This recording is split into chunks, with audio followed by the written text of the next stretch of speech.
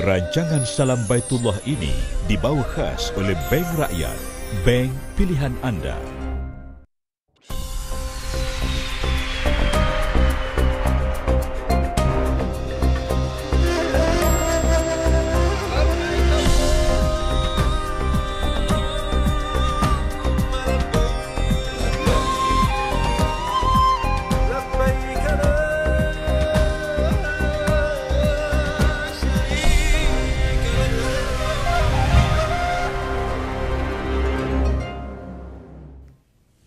Assalamualaikum warahmatullahi wabarakatuh.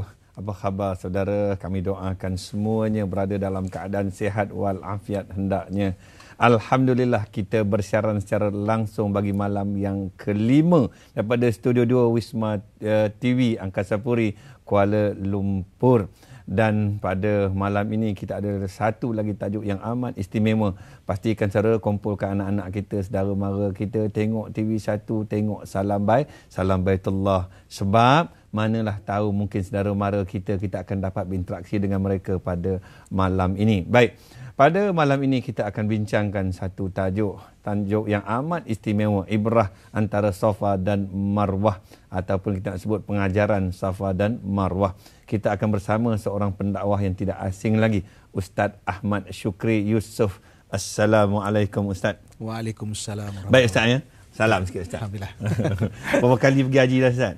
Alhamdulillah, berkali-kali. Baik. Kepada saudara yang ingin berinteraksi dengan kami, talian kami adalah 0322828578. Itu kalau talian telefonnya. Dan kalau Facebooknya, cariannya adalah Salam Baitullah. InsyaAllah semalam kita lihat sambutannya begitu baik sekali. Terima kasih banyak-banyak kepada penonton di rumah dan juga yang menghantar mesej melalui laman muka buku. Baik, semalam ada satu soalan daripada pemanggil yang tak sempat kita nak jawab Ustaz. Kecil hati dia. Tapi kali ini kita nak ubat balik hati dia. Soalan tentang Haji Akbar Ustaz. Sebelum kita bercakap tentang ibrah antara Safa dan Marwah ini. Semalam penonton bertanya, tak sempat nak jawab tentang persoalan Haji Akbar. Sama ada telah wujud pada zaman Nabi ataupun kita yang memberikan nama tu Haji Akbar. Kalau boleh Ustaz, untuk memuaskan kehendak apa tu hajat yang tidak kesampaian semalam, kalau Ustaz ulas sedikit Ustaz. Bismillahirrahmanirrahim. Alhamdulillah wassalatu wassalam ala Rasulillah wa ala alihi wa sahbihi ajma'in, amma ba'. Al-Hajjul Akbar adalah satu istilah Qurani yang disebut dalam surah At-Taubah.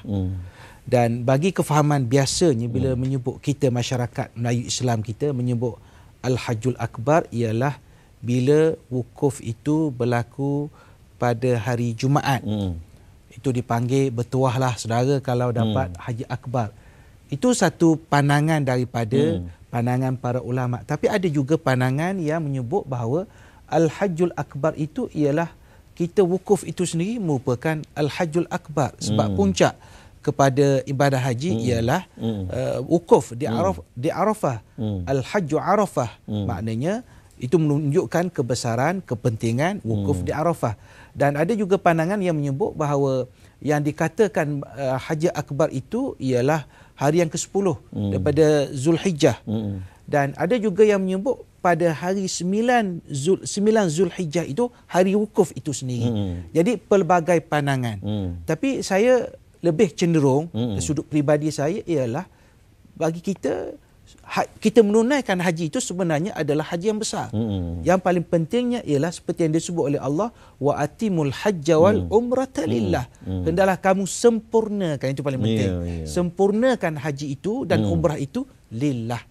Yang paling besar sebenarnya ialah lillah, kerana Allah Subhanahu wa taala. Saya pun setuju kan Ustaz. Yang pentingnya nak mengerjakan haji ini mesti ada ilmu Ustaz, supaya kita dapat kerjakan dengan khusyuk, dengan baik dan sebagainya. Sama ada bertembung dengan kejupan ataupun tidak, itu persoalan lain. Satu lagi yang masalah juga ni doktor ialah kadang-kadang bila orang dapat wukuf pada hari Jumaat, dia memperkecilkan pula orang lain. Kau tak dapat seperti aku yang dapat. Ini sesuatu yang kita nak elakkan dalam kita melaksanakan ibadah haji. haji. Betul tak? Saya setuju. Tahun 99 saya pergi, kebetulan Haji Akbar tak? Seolah-olah haji ni kita nak memperkecilkan. Ya, kalau tidak kena pada 10 Betul. Ini perkara yang perlu kita inilah ambil perhatian juga lah, kan. Tanpa kita menafikan kefahaman yang ada itu ada asasnya, tetapi itu bukan hanya satu pandangan saja, pelbagai pandangan. Tapi yang kita ambil yang paling sesuai ialah yang paling penting ialah kita menunaikan haji itu sebaik mungkin. Itu paling penting. Baik Ustaz, kita balik kepada tajuk kita Ustaz tentang pengajaran antara Safah dan Marwah ni Ustaz. Saya rasa ini satu peristiwa, satu tempat yang begitu besar maknanya kepada umat Islam. Kalau Ustaz nak kupas sedikit Ustaz, sila. Baik.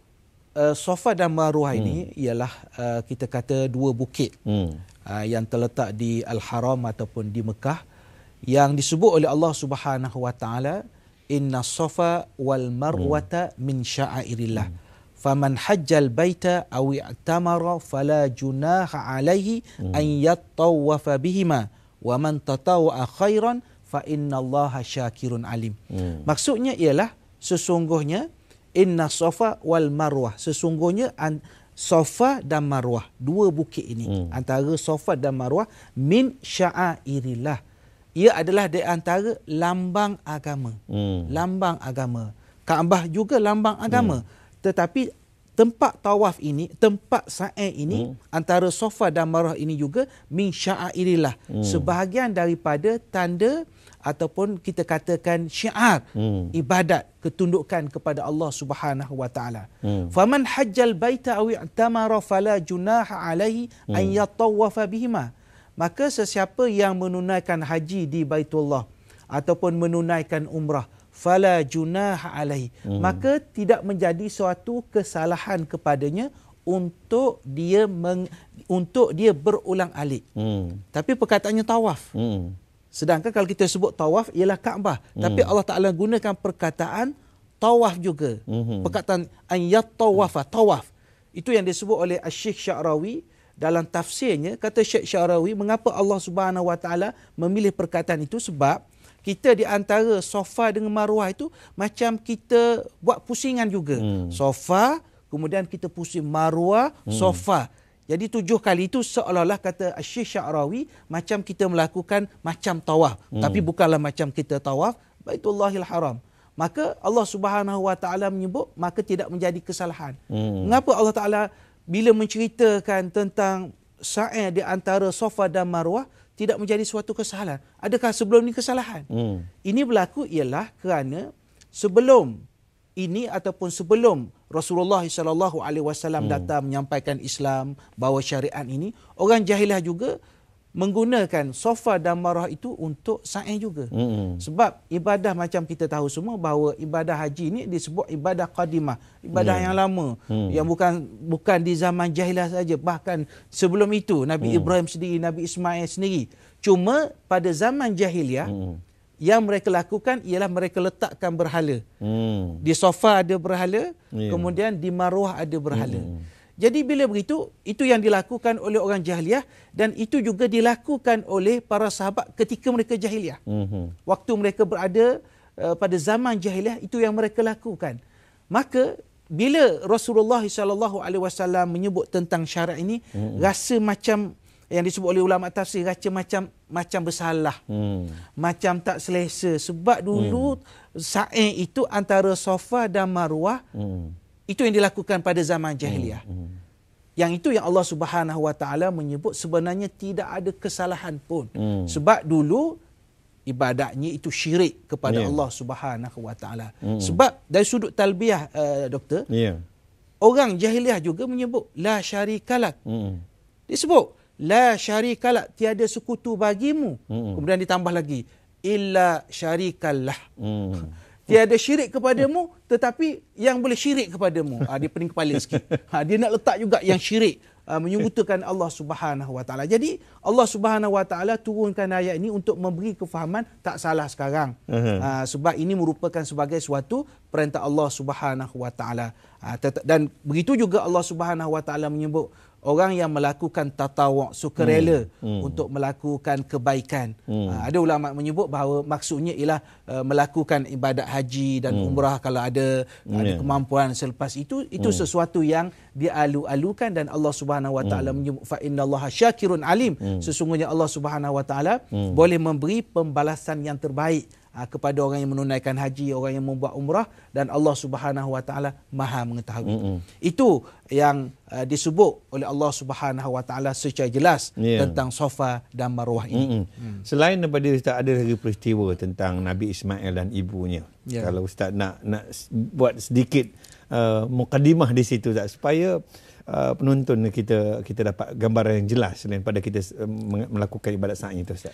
Ya, ibadat sa'i ini sebab kalau kita lihat banyak ibadat haji ini ada kaitan dengan apa yang pernah berlaku kepada Ibrahim. Sebab itu disebut millata abikum Ibrahim, milah ajaran agama bapa kamu, iaitu Nabi Ibrahim alaihissalam. Seperti yang kita ketahui bahawa Safa dan Marwah ini merupakan laluan Hajar ketika itu. Hajar adalah isteri kepada Nabi Ibrahim alaihissalam, ataupun lebih tepat isteri kedua. Isteri yang pertama ialah Sarah, isteri kedua Nabi Ibrahim alaihissalam. Dan kita kena ingat waktu itu Nabi Ibrahim meninggalkan anaknya. Kenapa Nabi Ibrahim tinggalkan anaknya? Kenapa tinggalkan Hajar bersendirian? Itu yang bila Hajar bertanya, amarakallah, adakah Allah perintahkan kamu wahai Ibrahim?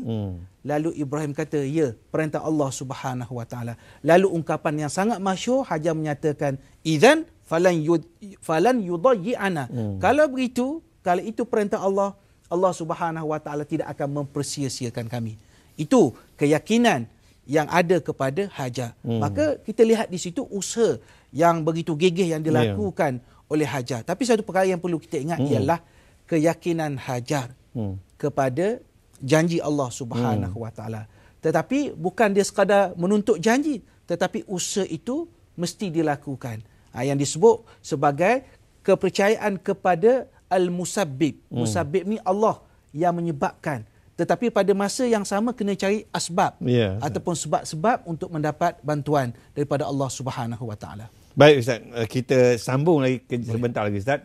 Kita berehat seketika, jangan ke mana-mana, kita akan kembali selepas ini. Silakan.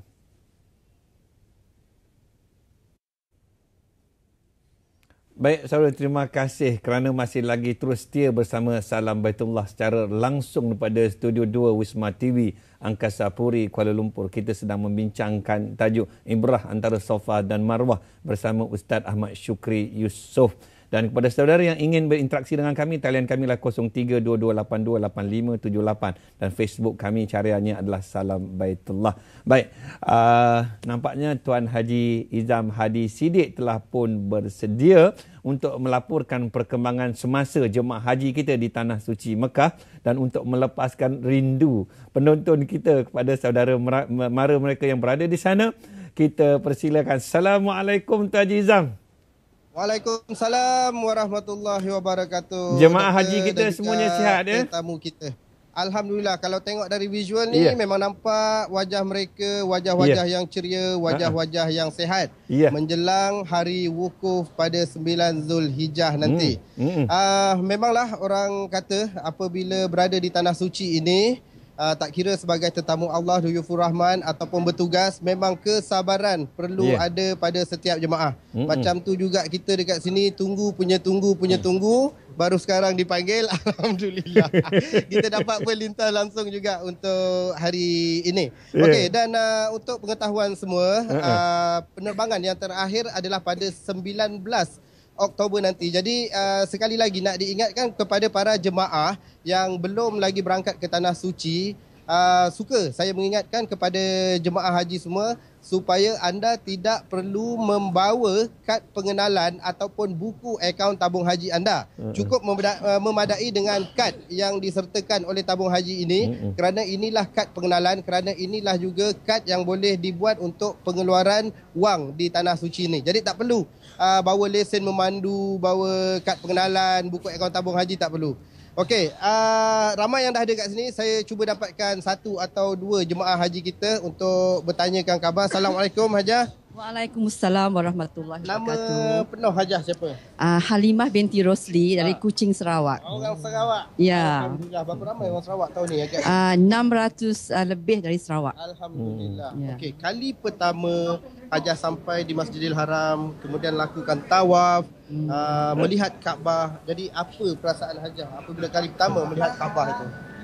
Alhamdulillah, rasa bersyukur kepada Allah kerana dapat datang ke sini untuk mengerjakan ibadah haji pada tahun ini. Okey, dan ibadah umrah yang Hajah lakukan, sa'i dari Safa ke Marwah. Jadi apa pengajaran yang Hajah dapat sendiri? Saya rasa kita mesti ada kesabaran untuk bersama-sama jemaah lain. Mungkin ada ucapan untuk saudara mara yang Hajah tinggalkan dekat tanah air. Ya. Assalamualaikum untuk keluarga saya yang berada di Kuching, Sarawak. Terutama kepada Bonda Hafsah Haji Buhari, anak saya Rahayu Emilia dan anak saya Suhazi bin Abdul Rahman dan cucu-cucu saya yang ada di Kuching. Okey, terima kasih Hajah. Okey, seorang lagi kita ambil. Haji, nama penuhnya siapa ni? Haji Ramli. Dari mana ni? Kampung Sandubong. Oi, orang Sarawak juga. Hari ni bertuah sangat orang Sarawak ni. Okey, Ji. Saya nak tanya, kali pertama Haji tengok Kaabah, menitis tak air mata Haji? Menitis. Kenapa? Sungguh rindu sungguh. Kenapa mengalir air mata? Tidak disangka dapat berjejak kaki di sini. Kenapa bila tengok Kaabah tu Haji menangis? Memang menangis suka, gembira. Aha. Okey, mungkin ada ucapan pada sanak saudara yang ditinggalkan. Saya ucapan kepada rohani dan ji'i mudahanlah sehat walafiat mendapat menjejak kaki dan suci Mekah serta dengan keluarga dan anak-anak yang ada di Sandubong. Okey, terima kasih. Okey, seorang lagi abang kita ambil bang. Dah lama dia tunggu ni. Abang kita ni dah lama tunggu. Okey bang, nama penuh bang? Jafar Hamzat Yusof daripada Melaka. Orang Melaka. Okey bang, saya nak tanya ikhlas dekat abang. Kali pertama abang tengok Kaabah tu abang menangis tak? Nangis. Kenapa abang menangis bang? Sedih, bawa dosa banyak. Ha? Sedih. Sedih? Ya. Tak, kenapa yang boleh menjadikan abang sedih? Terharu sebab apa pertama kali datang tengok dia, kita datang dari jauh bawa dosa kan. So minta Allah ampunkan dosa kita. Ya, betul-betul mengharapkan. Okey, baik. Itu saja masa yang kita ada untuk kali ini berlintas langsung dari Tanah Suci Mekah. Dan untuk hari ini kita kembali semula ke Angkasa Puri. Kita bersiaran di Maktab 92 hari ini. Baik. Terima kasih Tuan Haji. Kembali. Okey, Assalamualaikum. Ya, saudara, itu dia. Seronok nampaknya jemaah haji kita di Tanah Suci malam-malam. Baik lagi anak-anak dan saudara mara dia di tanah air ini. Moga-moga Ustaz ya, terubatlah rindu. Ininya kelebihan ya Salam Baitullah ini. Kita berinteraksi secara langsung dengan jemaah haji kita di sana dan juga di studio Ustaz. Baik Ustaz, kita sambung lagi perbincangan kita. Tadi yang saya menarik itu kenapa? Dia kata tengok Kaabah sedih kerana banyak dosa. Ustaz, adakah itu sebenarnya Ustaz? Kalau boleh Ustaz kupas sedikit Ustaz. Baik. Dia sebenarnya orang yang tengok Kaabah ni pelbagai orang lah. Ada yang tengok tak menangis. Ada lambat menangis. Ada daripada jauh pun dah menangis. Tapi yang paling penting ialah seperti yang disebut dalam hadis bahawa di antara perkara yang bila kita melihat dikira sebagai ibadah ialah an-nazaru ilal Kaabah. Bila kita melihat Kaabah. Jadi bila kita datang ke tempat yang sangat suci, tempat Nabi Ibrahim berdoa, tempat Nabi Ibrahim memanggil kita, ini sebenarnya tak ada orang datang dalam keadaan tak ada dosa, tak ada kesilapan. Itu yang kita sentiasa berdoa, kita memohon kepada Allah Subhanahu Wa Taala supaya Allah Subhanahu Wa Taala memberi keampunan kepada kita. Tak apa kalau kita tengok kita menangis menyedari tentang dosa kita, alhamdulillah. Ataupun kita rasa hiba, kita macam tak sangka. Tiba-tiba kita menjadi tetamu Allah Subhanahu Wa Taala. Dan saya fikir orang ramai macam tu. Nak kira duit pun tak banyak. Nak kira harta tak banyak. Tapi dengan izin Allah, dengan rezeki Allah Subhanahu Wa Taala berikan, kita dipilih oleh Allah Subhanahu Wa Taala. Apatah lagi kalau tahun ni dalam keadaan kota, tidak ada kota tambahan ni, tiba-tiba kita dapat peluang, memang suatu yang indah kalau kita mengalirkan air mata, tanda kesyukuran kita sebenarnya kepada pemberian Allah Subhanahu Wa Taala. Baik Ustaz, kita akan sambung lagi perbincangan kita tentang ibrah antara Safah dan Marwah ini. Kita nak beri laluan kepada bingkisan khabar Tanah Suci. Kalau sudah bersedia, kita saksikan bersama. Silakan.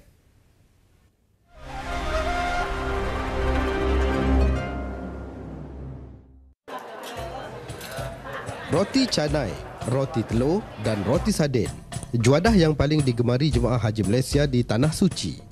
Rindu kepada makanan Malaysia agak terubat apabila setiap pagi ada sarapan ini di Cafe Hotel Al Janadria. Allahu Akbar, subhanallah. Memang best. Rasanya boleh lah. Boleh tahan lah. Sedap. Bila ada roti canai ni makan ni apa rasa? Rasa gembira lah. Macam rasa kat Malaysia. Baguslah. Ada selera. Dan bekalan bekalan makanan di tingkat pun memang bagus, alhamdulillah. Di sebalik adanya roti canai ala Malaysia ini, orang yang bertanggungjawab menebarnya adalah 2 anak muda dari Perak. Mereka langsung tidak menduga untuk sampai ke Mekah dengan membawa kemahiran masing-masing bagi berbakti kepada tetamu Allah. Ya Allah, sampai kat sini semua kan. Tak sangka lah. Terima kasih kepada tabung haji. Mengapa Zulkifli yang berusia 25 tahun dan masih bujang ini terpilih sebagai penebar roti canai? Apa istimewanya roti canainya itu? Sememangnya anak muda ini langsung tak pernah terfikir akan ke Mekah untuk menebar roti canai dan menunaikan rukun Islam kelima. Sikit tak pernah terfikir. Ini orang cakap alhamdulillah, Tuhan jemput. Memang alhamdulillah. Seorang lagi rakannya, Muhammad Hafiz Muhammad Ramli, menganggap jemputan sebagai tetamu Allah ke Tanah Suci walaupun sebagai petugas adalah rezeki baginya. Saya ikut bapak saya lah. Bapak tiri saya sini. Kebetulan pula tak ada cukup orang. Dipanggil. Secara kebetulannya benda ni. Rezeki. Bapak meniaga kat ni? Saya sekali kedai makan dengan keluarga. Di mana tu? Di Ipoh. Ipoh dekat Gunung Rapat. Selepas diberi peluang untuk bertugas sambil beribadah di Tanah Suci, anak muda ini bertekad mahu memberi yang terbaik kepada Duyufur Rahman. Kiranya kita ni bagi makanan dekat tetamu Allah, kiranya anggap macam keluarga kita sendiri lah. Itu je lah. Yang untuk tu pesanan tu lah kan. Berbakti kepada tetamu Allah dengan menganggap mereka adalah sebahagian daripada keluarga kita, sesuatu yang dituntut. Biarpun berada di bumi berkah yang jauh dari tanah air ini, juadah Malaysia masih dapat dinikmati para jemaah haji Malaysia.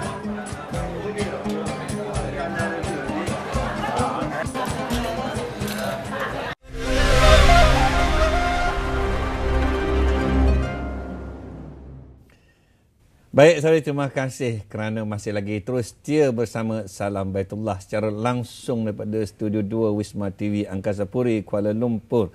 Baik, saya nak baca pula mesej yang dihantar melalui Facebook yang begitu banyak ni.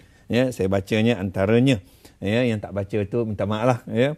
Ramai yang nak tanya apa makna ibrah ni. Ibrah ni kita sebutkan tadi, maknanya pengajaran. Ya. Tak apa, daripada Zahrul Lail Baharin. Assalamualaikum Ustaz.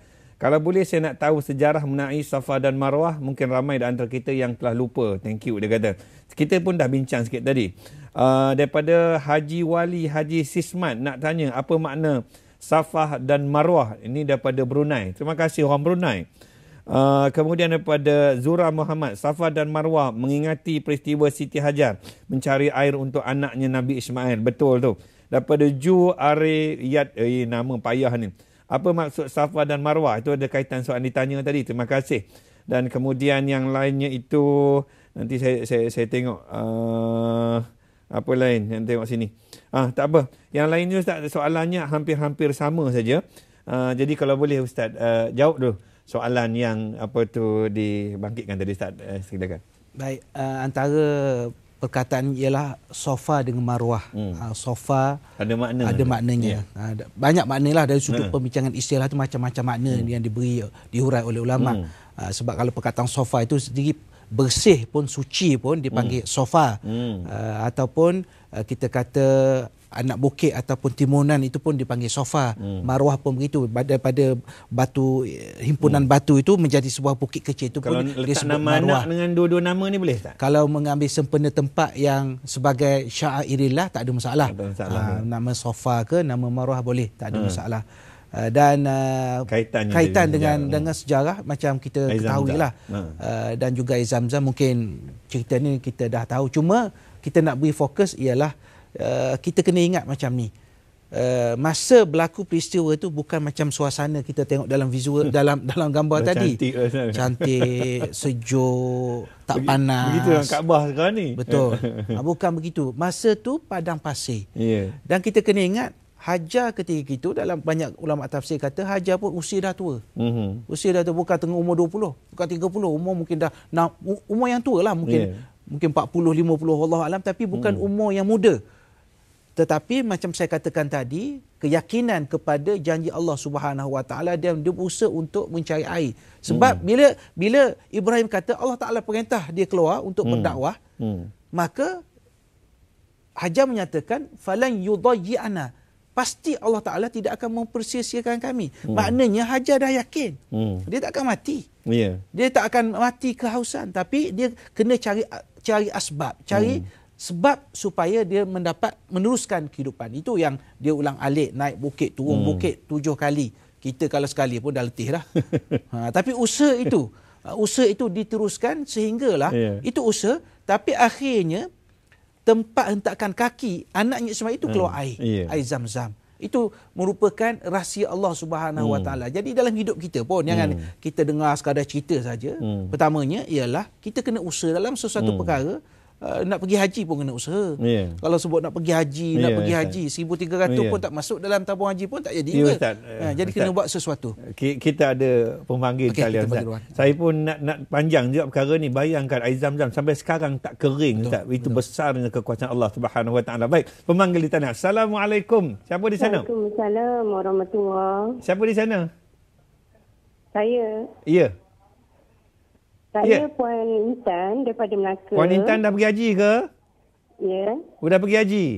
Alhamdulillah sudah, Doktor. Alhamdulillah. Apa yang nak dikongsikan antara Safa dan Marwah ni? Silakan. Bukan mengenai Safa dan Marwah, tapi mengenai waktu wukuf. Puasa di hari wukuf itu banyak fadilatnya, Doktor. Tetapi perbezaan waktu Malaysia dengan Arab Saudi itu kadang-kadang tak selari waktu wukuf untuk berpuasa tu. Oh, gitu. Sebab kita di Malaysia dah hari raya Aidiladha. Di Arab Saudi baru hari wukuf. Macam mana nak puasa tu, Ustaz? Itu saja? Itu saja soalan saya. Itu saja pointan, ya? Terima kasih. Okey, terima kasih banyak. Ustaz nak menjawab? Soalan sangat popular lah. Macam juga Hari Raya. Macam juga kita menyambut hari perayaan tertentu. Jadi jawapannya ialah kalau kita kena ikut Malaysia punya lah.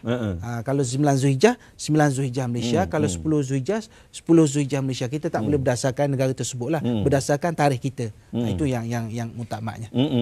Baik, Ustaz. Kalau boleh saya nak baca Facebook sedikit ni. Boleh. Sebab dia macam merajuk pula semalam. Dia kata tak baca pun saya punya soalan semalam. Mana malam tadi dah sebab terlampau banyak, Ustaz. Malam ni saya bacalah apa itu.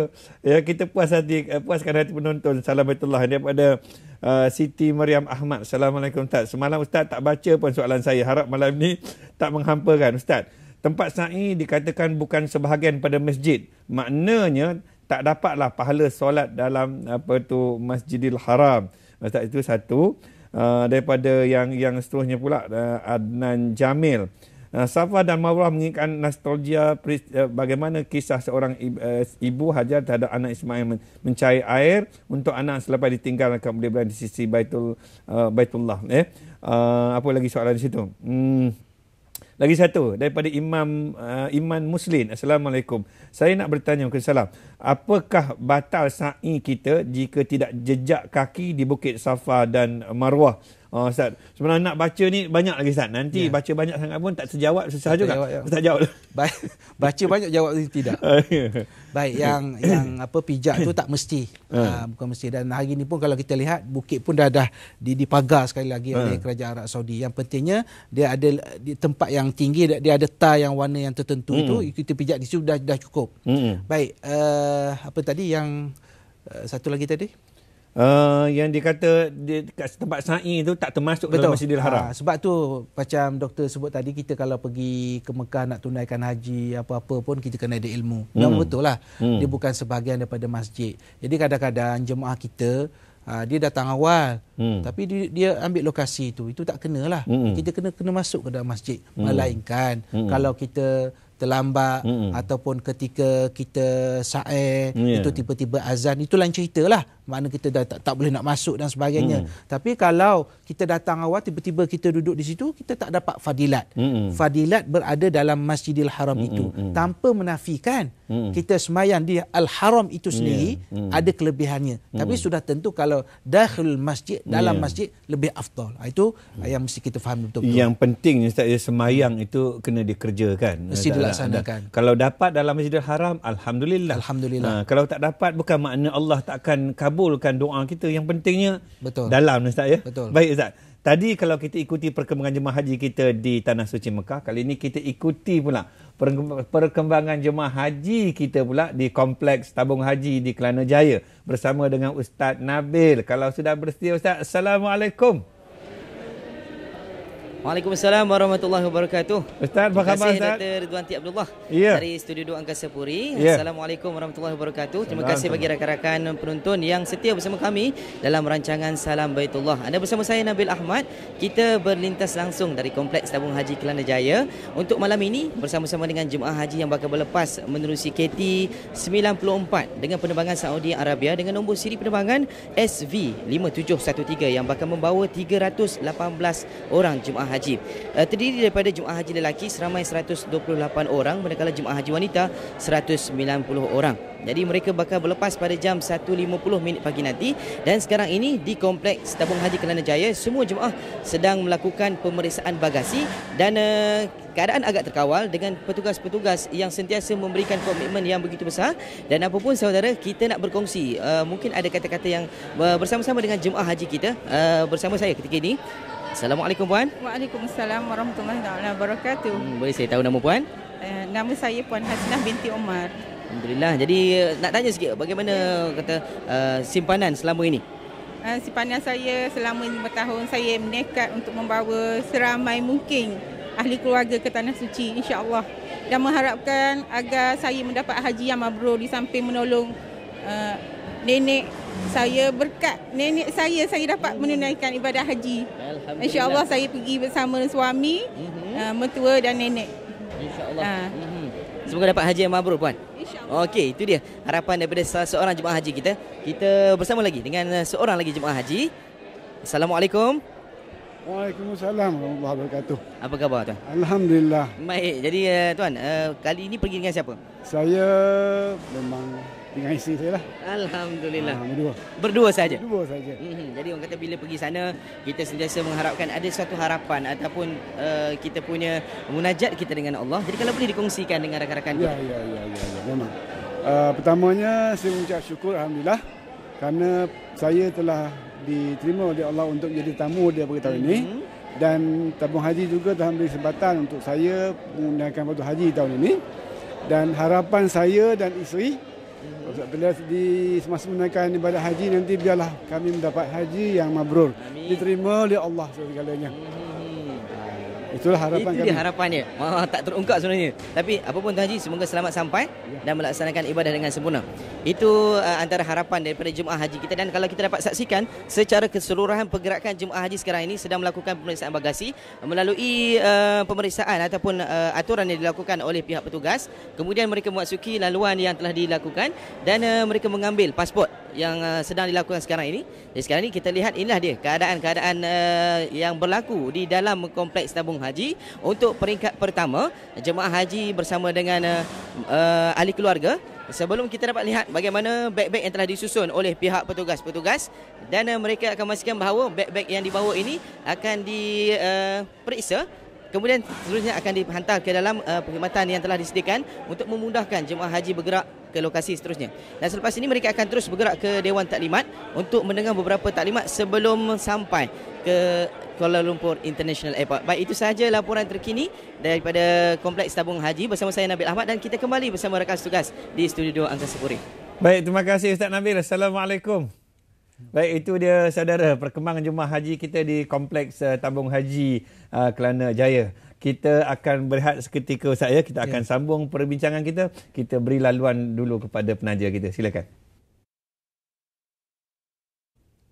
Baik, saudara, terima kasih kerana terus setia bersama Salam Baitullah. Terima kasih Bank Rakyat dan Rakyat Travel kerana sudi menaja program yang sebegitu besar ertinya kepada seluruh umat Islam di negara kita dan juga di negara jiran, negara jiran juga, bukan saja sini Ustaz. Ya, betul. Ya, di Thailand, Singapura, Brunei, Indonesia, semua dapat ni. Kita dapat Facebook yang dihantar.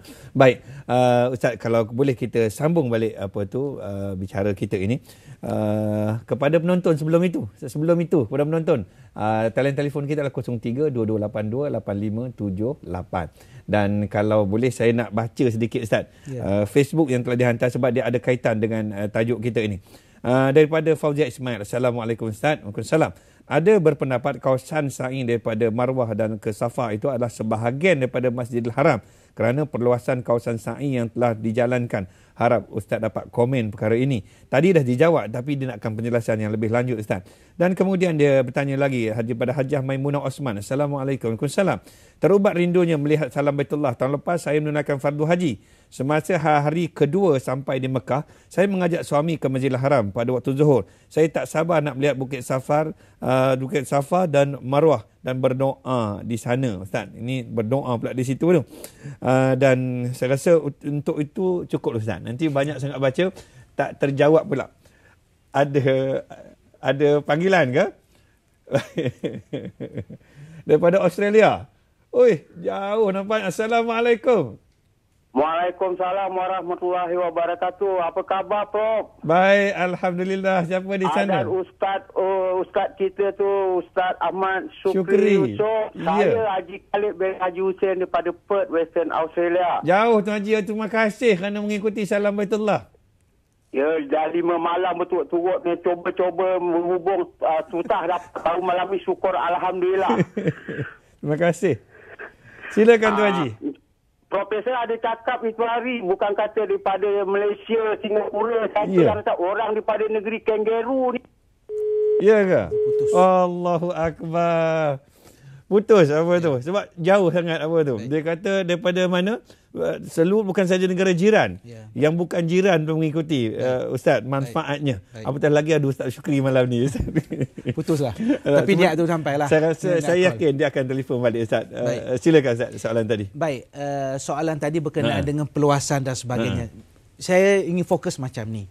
Yang pertamanya kita kena memahami bahawa tentang fadilat kelebihan Al-Haram ini berlaku perbincangan. Kalau ada yang berpendapat, terutama kalau di Saudi, yang berpendapat bahawa keseluruhan haram itu mendapat kelebihan. Dan pada masa yang sama, sudah tentu kelebihan itu ialah berada dalam masjid. Kalau masjid itu diluaskan, maka dalam kawasan masjid diiktiraf oleh kerajaan Saudi, itu masih dalam masjid. Dan tempat sa'i itu, di situlah tempat. Dia tak akan berubah dah tempat sa'i itu. Safa Marwah akan di situ. Jadi yang kita sebutkan tadi ialah antara Safa dan Marwah itu bukan sebahagian daripada masjid. Itu saja. Kita kena fokus yang tu. Tanpa menafikan. Sebab tadi masa di awal siaran tadi ada jemaah kita yang barangkali yang jauh nak pergi. Mereka buat musola, mereka solat, insya-Allah mereka akan dapat juga kelebihan solat di Masjidil Haram. Kita serah kepada Allah Subhanahu Wa Taala. Ada pandangan yang berbeza-beza. Dan saya fikir setiap orang yang insya-Allah yang pergi ke sana akan mendapat kelebihan yang telah dijanjikan oleh Allah Subhanahu Wa Taala. Tapi kalau kita sihat, badan sihat, mengapa kita nak sembahyang jauh daripada masjid? Mengapa kita tak pergi lebih awal? Ini peluang. Ini peluang yang Allah Subhanahu Wa Taala berikan. Ini mungkin sekali seumur hidup. Allah Subhanahu Wa Taala berikan peluang kepada kita dan kita kena gunakan peluang ini untuk buat yang terbaik. Kita buat yang betul dan kita buat betul-betul. Bukan buat yang betul saja, tapi selain pada betul, kita buat betul-betul. Maknanya ibadat kita dah betul, tapi kita buat betul-betul ibadat tu. Itu yang kita nak. Saya nak lanjut lagi perbincangan itu, terutamanya yang beria sa'i ni nak sampai panjat bukit, nak lambai-lambai lagi Kaabah. Itu satu lagi Ustaz. Kita akan sambung lagi perbincangan Ustaz. Kita berehat seketika, kita beri laluan kepada bingkisan eksplorasi haji. Nak nyebut tu payah. Kita saksikan bersama. Silakan.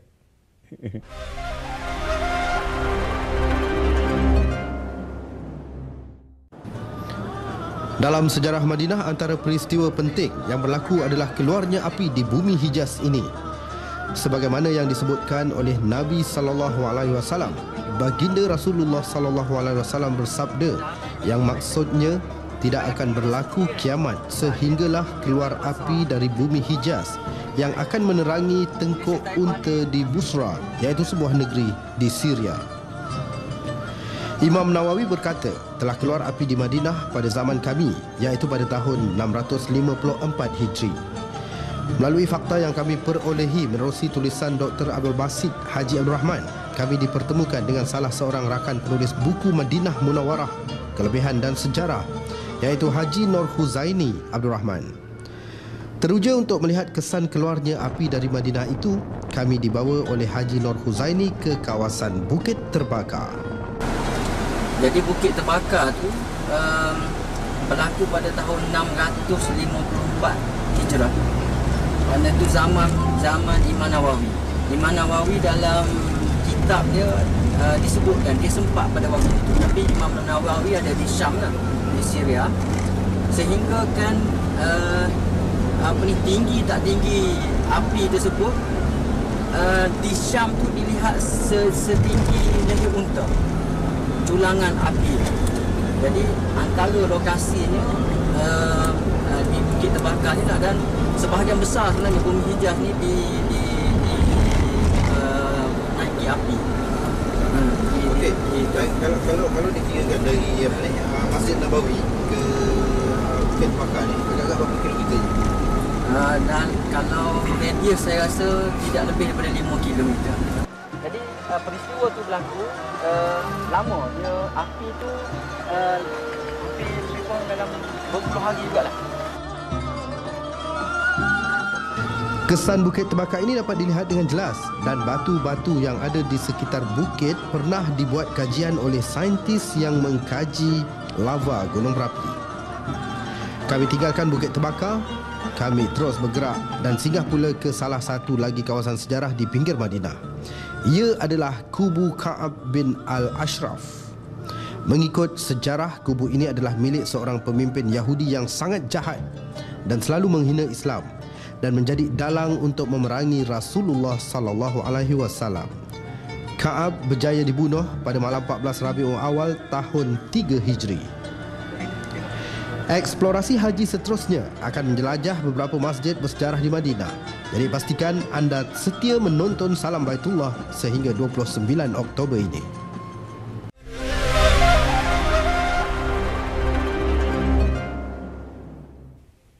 Baik saudara, terima kasih kerana terus setia bersama Salam Baitullah.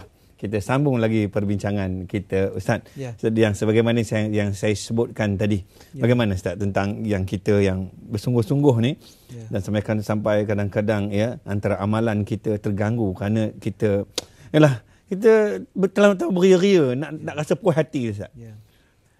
Sebab tu kita dah sebut tadi bahawa dalam ibadat ni kita kena ada ilmu. Sebab tu kita kena ulang perkara ni. Kepada jemaah kita, alhamdulillah dah pergilah kepada kita yang bakal pergi ni, kita kena belajar. Kita kadang-kadang semangat, itu yang kadang-kadang orang tolak masa tawaf. Orang tak kira orang, mementingkan diri. Ini dah lari daripada konsep asal ibadah haji. Begitu juga kalau ada larangan tertentu sampai boleh kita tak berapa sihat ataupun kita nak membahayakan orang, tak perlu.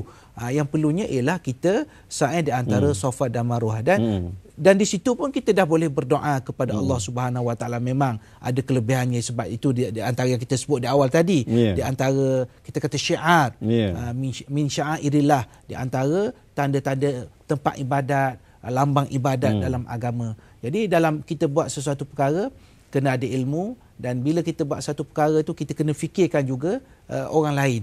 Jangan kerana kita nak dapat sesuatu tu kita tak pentingkan orang lain. Kita pijak orang lain.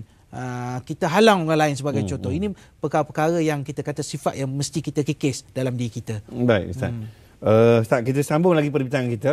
Dan saya cadang nak baca Facebook, tapi kita baca kemudian Ustaz. Yeah. Daripada Indonesia pun dia kata saya suka banget. Itu daripada Indonesia. Terima kasih penonton Indonesia. Ya, kita berehat seketika. Kita ikuti bingkisan Qiblatku yang telah disediakan dan kita akan kembali selepas itu. Silakan.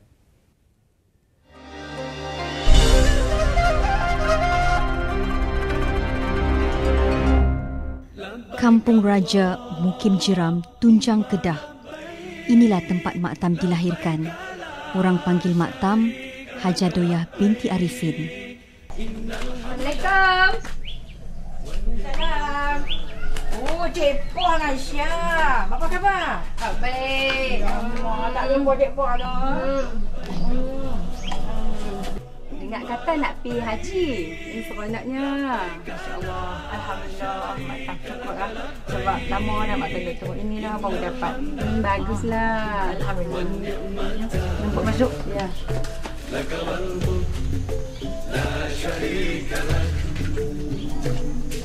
Kalau dengar orang nak pergi haji, makcik rasa seronok sangat sebab pengalaman untuk pergi haji dengan arwah suami Haji Syafiee Ishaq satu-satunya kenangan paling indah dalam hidup makcik. Makcik pergi tahun 1979. Masa tu umur makcik 56 tahun. Masa tu 5,000. Orang 2,500. Dua orang 5,000 lah kan. Pergi sana sampai kat Syekh dan ni simpan 1,000. Ada balik 1,000. Bila kita belanjakan dia tak ada dia sekolah nak imam tak cukup mau ambil kat dia. Dan dia tu tak simpan bank simpan bawa sikap bank dan sebut mari itulah. Macam itulah orang dulu-dulu. Susah macam mana pun mesti nak pergi haji sebelum meninggal dunia. Makcik pergi haji naik kapal laut. Sehari sebelum pergi, makcik, pakcik dengan adik-beradik dah bertolak ke Pulau Pinang. Kami ni dah macam orang pergi rombongan. Bawa semua cukup kat dapur. Pergi buat masak kediri. Dapur bawa minyak kan boleh. Semua batu. Jemuk cabai. Dia tak makan. Makan tu pantai lagi pun tak selera kita dah siap kita bawa bekal kan. Itulah pengalaman pertama makcik tinggalkan kampung ni. Semata-mata untuk tunaikan impian makcik selama ini, mengerjakan haji di tanah suci Mekah. Kesian kalau jemaah kita sakit dan mati itu sedih. Sekolah dia tu beri nak pergi juga. Kena awak dia lalui. Dan tak isah tak lalui lah.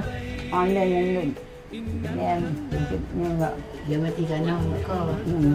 Takut kita memang takut dia mati. Kesian tengok orang lain. Seorang pergi seorang. Dia buat kafan kita. Dia buat putih. Kafan kita ni. Ada lah kesian.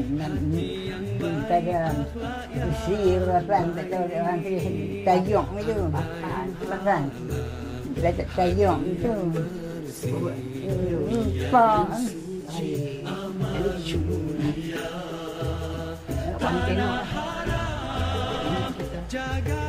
Macam tak percaya makcik dah sampai ke tanah suci Mekah. Tambah-tambah bila dapat tengok Kaabah berada di depan mata. Tayu sedih. Allah tak pun tengok Baitullah. Panas orang tak tahan. Orang tengah tak mimpi itu panas. Ada masa konak, ada masa tak konak. Betul lah. Konak tengok pokok Arab, cantik. Pengalaman inilah yang sentiasa membuatkan makcik rindu kepada Baitullahil Haram. Walaupun makcik dah berusia 86 tahun, tapi keinginan untuk ke tanah suci masih kuat. InsyaAllah kalau dijemput, makcik ingin sekali lagi menjadi tetamunya. Nak pergi lagi kena boleh. Tahu kalau dah nak pergi cantu lah. Balik-balik tu semua untuk roti. Balik nampak. Dekatlah Mbak Wajah, itu ni dekat kita. Honok lah. Kami minta ke sana ni. Dia bukit. Mbak hobi dia tu. Macam tu. Nak main yang macam doa. Minta ke nak cucu kat mesti.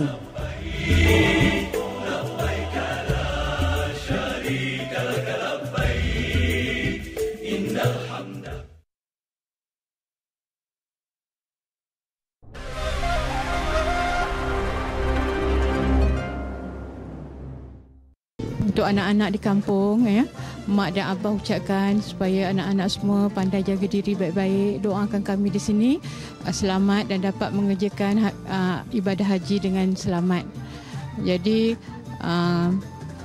tiap kali kalau mak hantar berita, jadi anak-anak ikutlah nasihat mak, ya. Semoga anak-anak semua dah nasihat, kumpulkan duit, dapat gaji bulan-bulanan tu masukkan dalam tabung haji.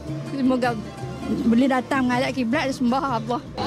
Saya ingin mengucapkan salam selamat sejahtera kepada semua keluarga di kampung dan juga kepada anak-anak yang berada di kampung. Semoga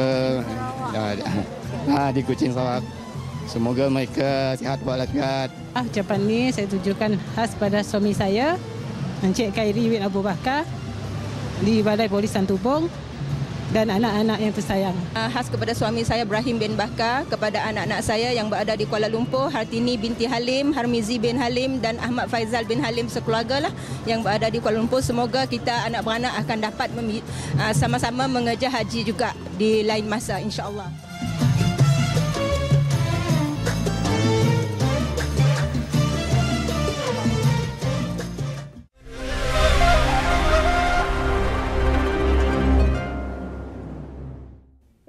Saudara, terima kasih kerana masih lagi setia bersama Salamatullah. Terima kasih Bank Rakyat dan Rakyat Travel.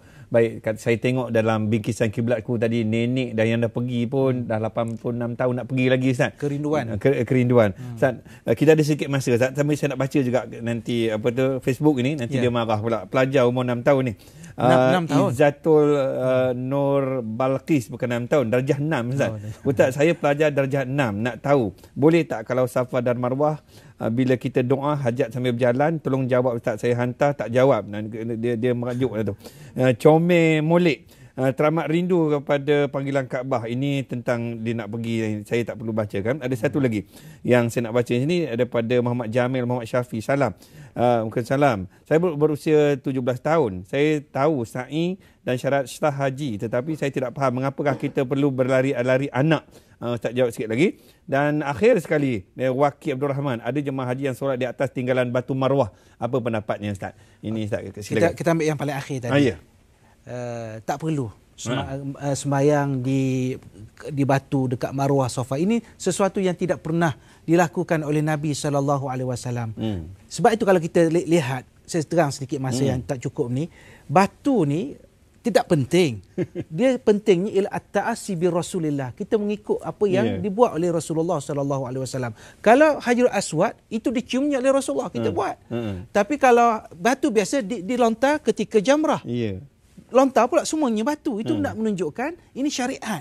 Jadi kalau Rasulullah SAW tak buat begitu, kita tak payah buat, dan bahaya pula dengan batu yang tajam tu. Itu satu perkara.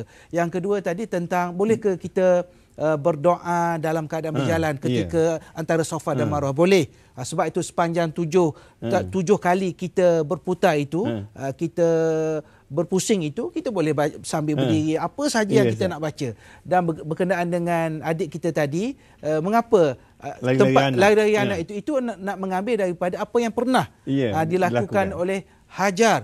Maknanya hatinya, kebimbangannya, berfikir tentang anak lagi, berfikir tentang nak cari air. Jadi ada waktu tentu cepat, ada waktu kepenatan berjalan secara perlahan. Laju Ustaz cakap. Saya pun laju juga. Ustaz, itu saja masa kita ada, Ustaz. Terima kasih banyak. InsyaAllah ada panjang umur nanti kita jumpa lagi, Ustaz.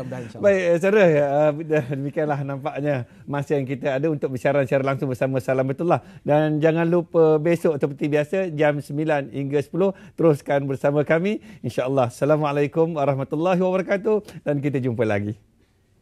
Labbaik Allahumma labbaik, labbaik la syarika lak labbaik, innal hamda wan ni'mata lak wal mulk la syarika lak.